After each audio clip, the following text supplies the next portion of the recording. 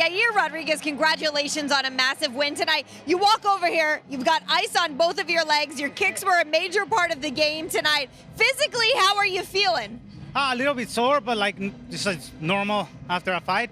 But you know, my heart is good. You know, after losing a couple of times in this game is tough. You know, and it takes a lot to kind of put yourself together and go ahead and do it. You know, and do it in that way against a huge legend that I truly respect a lot.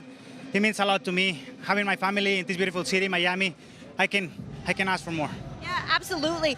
You know, in terms of the matchup, Pitbull told us this week that it was one that you maybe didn't necessarily want at first. Is that true?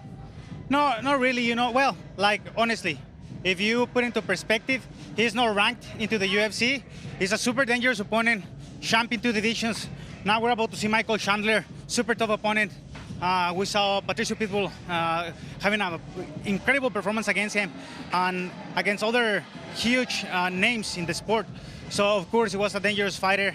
And at the beginning, I didn't like too much the idea, but I was like, okay, let me just talk to my coach and see what they think.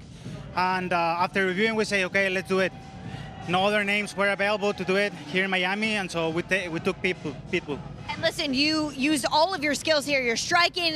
Looked like it was very close to submission at the end. Did you feel like if you had a little more time to work, you could have secured that?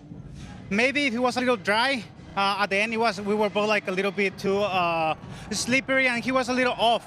But I felt like I could have it. Obviously, he has a lot of experience. He started adjusting and turning at the end, and I couldn't really adjust. And we ended up going to our feet. But that's one of my favorite submissions. So a little bit more time, a little bit of adjustment, I think I could have got it. You know, I want to ask you about something you said in the Octagon bit, that you used the Performance Institute to help with your nutrition this time around. We call him King Charles because, you know, he is a wizard at everything that you guys need in terms of have a healthy fight cut for the fight and then rehydration. How much better do you feel having the time off and then having their help as well? Well, I feel like the best I have ever felt in my life.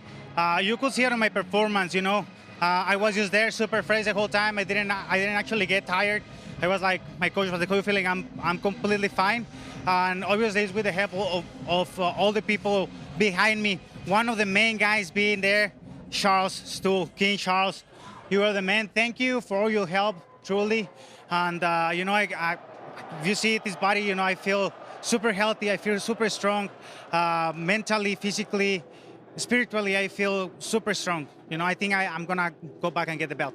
I know that the belt is what you want next in Guadalajara, which would be Noche UFC in September. In terms, though, of how you approached this layoff and what the time off did for you, physically, mentally, how it put you back in a better place, back in the win column, what can you say about what those few months did for you? Well, it did a lot. You know, being in a long layoff like this year, I wasn't actually planning on doing it like that. But since the UFC changed plans a little bit, then I had to readjust. And that just gave me more time to be prepared, like even better prepared for this one. And I actually want to take the opportunity to thank all my team of coaches. Islam, being my wrestling coach from Dagestan, Alberto, my jiu-jitsu coach, and Coach Mike Valle, who's always there. And all my team back in Chicago, thank you so much, guys, as well. My family, you know, you guys know I love you, all the people at the PI, and all the crew of the UFC that always is making this possible, and congratulations for your beautiful baby. Thank you so much, Yair. Well, congratulations on a massive performance. I hope you guys celebrate well. You deserve it, and we'll see you next time inside the Octagon.